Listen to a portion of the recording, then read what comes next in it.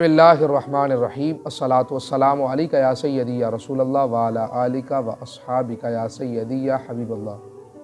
حمد و صلاۃ کے بعد عزت کے لائق میرے سامعین محترم، شیخ سعدی رحمۃ اللہ علیہ آپ کا کہنا ہے کہ میں ایک بزرگ کے ساتھ سفر کر رہا تھا، خشکی کا راستہ ختم ہو گیا تھا، آگے دریا کا سفر جو تھا وہ شروع ہو گیا تھا اور آگے ہمیں کشتی میں سفر کرنا تھا۔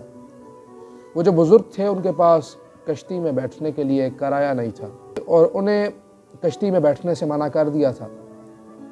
شیخ سعدی فرماتے ہیں کہ یہ ماجرا دیکھ کر میری آنکھوں میں آنسو آ گیا، لیکن ان بزرگ نے مجھے کہا کہ اے سعدی فکر کرنے کی ضرورت نہیں۔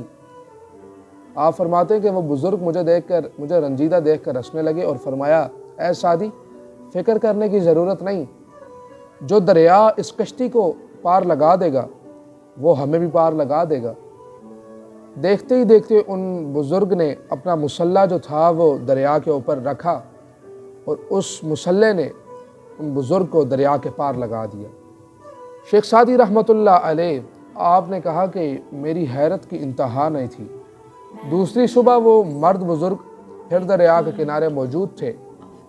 اس بزرگ نے شیخ سعدی رحمۃ اللہ علیہ کو دیکھ کر اپنے قریب بلایا اور آپ نے کہا کہ اے سعدی تو یہ نہ سوچنا کہ تجھے کشتی نے پار لگایا اور مجھے میرے خدا نے پار لگایا۔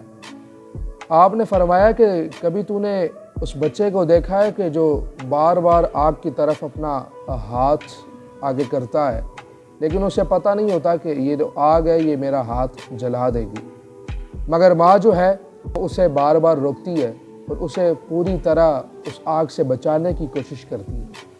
بس یہ سمجھ لو کہ اللہ رب العزت کے خاص بندوں کا معاملہ بھی کچھ ایسے ہی ہے۔ یہ لوگ اس مقام پر ہوتے ہیں جہاں 7 سمندروں کا پانی ان کے سامنے ایک قطرے کی حیثیت رکھتا ہے۔ درس حیات، اللہ والے جو ہوتے ہیں نا ان کے لیے سمندروں میں تیرنا یا ہواؤں میں اڑنا کوئی مشکل کام نہیں ہوتا، یہ ان کے لیے آسان بات ہوتی ہے۔